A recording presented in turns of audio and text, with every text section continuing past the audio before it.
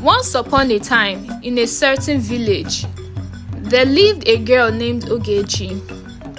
Ogechi was a girl from a very wealthy home, and she got almost everything she wanted from her parents. Because she had so much, she didn't hesitate to always show off to those who had little or nothing at all. She would always brag around the village about how she could afford the most expensive things, and she would ridicule anyone who didn't have money. She only moved around with her rich friends, and they were alike. They all felt every poor person was a nobody, so they always talked down on those who had nothing. She avoided anyone who was poor and would look down on them. The only thing Ogechi didn't like about herself was that she always felt sick frequently. Whenever she fell ill, she wouldn't be able to do anything as she would always feel drained. Her parents always took care of her whenever she fell sick and provided all that she needed. That was the only way they knew that made her happy, since her sickness always made her feel very sad. She had always been one who felt sick all the time since she was a child, and this always bothered her parents. One day, Ogechi went out to shop with her friends, and on her way back, she saw a girl named Chika hawking fruits on the streets. Chika was a poor fruit seller and the daughter of the poor farmers that lived down the street. She was exhausted from hawking her fruits all day, as she had sold just very few of them. Ogechi and her friends laughed at her because she didn't look as flashy and as attractive as they looked, and they mocked her. They threw her basket of fruits away and laughed at her even more. Chika cried because she knew she had done nothing to the girls to deserve such treatment. They just wanted to humiliate her and make her feel less of herself. With tears in her eyes, she told Ogechi that for all she had done to her and to the other villagers, she would live to regret it. Ogechi told her that she had very rich parents. Nothing was going to happen to her. Some days after the incident with Chika, Ogechi fell ill again, and this time around, it was so serious that her parents had to rush her to the family hospital. Their family doctor said that they had to run several tests on her to know what exactly was wrong with her and give her the right treatment. After the tests were run, the doctor came to her parents and told them that he had a very bad news for them. They were scared that Ogechi might have passed away because the sickness was so serious this time around. But the doctor told them that Ogechi was fine now. But the issue was that one of the test results of Ogechi didn't match that of her parents. That means that Ogechi wasn't their daughter. This news threw them off balance, and so many thoughts went through their minds as they could not fathom the fact that they took care of another person's child for all these years, while their own child was somewhere only God knows. They went back home with Ogechi, but couldn't stop thinking about what the doctor had told them. How could Ogechi, their beloved daughter, not be their child? Where and who exactly is their real child? They wondered to themselves. They didn't tell Ogechi yet about what they had discovered, but they made plans to go back to the same hospital that Ogechi was admitted to earlier, because that was where she was giving birth to also.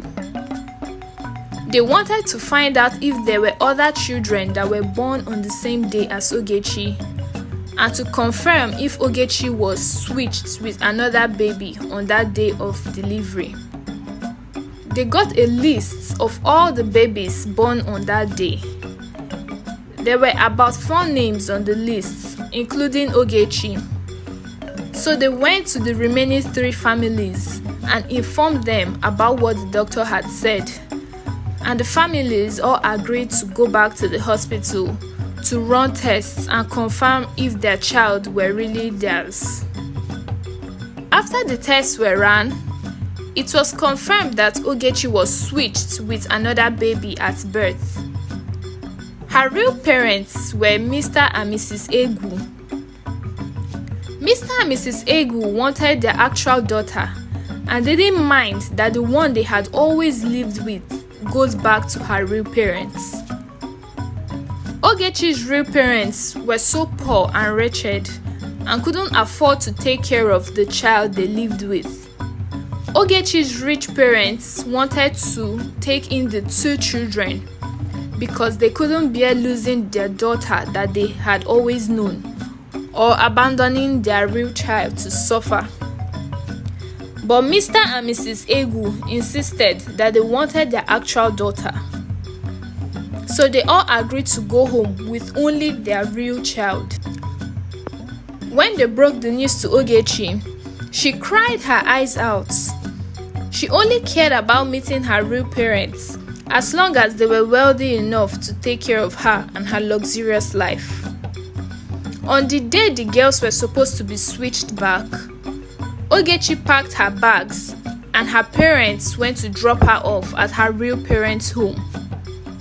On getting to the compound, Ogechi sighted the girl she was to be switched with, and she realized that it was Chika, the fruit seller she humiliated the other day.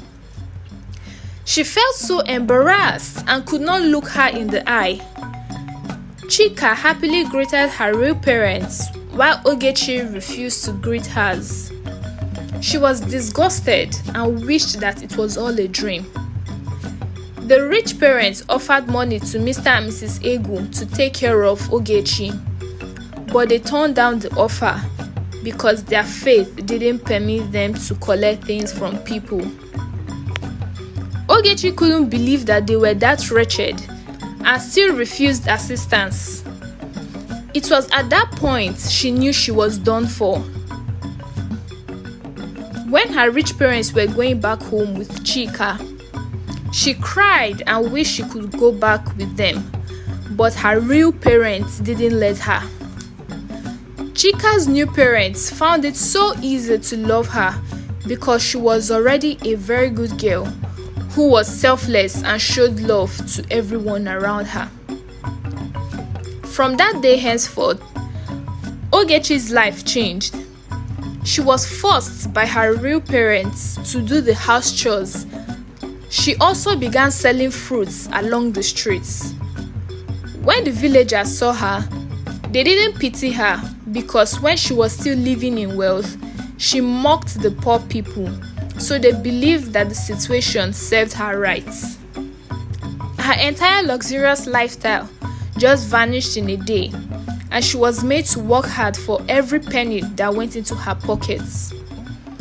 One day, while she was selling her fruits, she came across Chika and she ran to hide in the bush in order not to be humiliated. But Chika called her back and told her that she would never humiliate her because she had experienced what living in abject poverty felt like, and it was only love people who lived that life deserved. Ogechi cried at how kind Chika was to her because she never expected anyone to be kind to her after how she had treated them unfairly.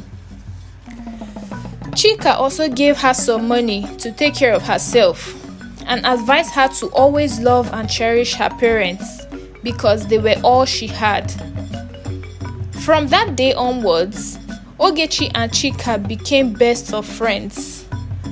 Ogechi's old friends all deserted her because she was no longer rich and could not keep up with their luxurious lifestyle. She was grateful to Chika for all the advice and genuine friendship they both shared.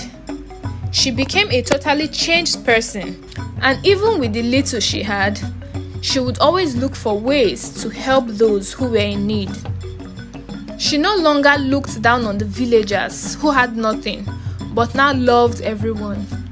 And every day, she made sure she worked really hard to make her parents proud and to bring her family out of poverty.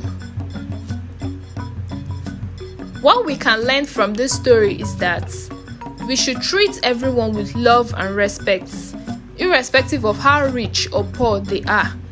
Because if tables were turned, we would also want others to treat us with same love and respect. I hope you enjoyed watching this video. Please don't forget to give it a big thumbs up, comment, subscribe, and turn on your post notification to get notified when next I post a new video. Bye!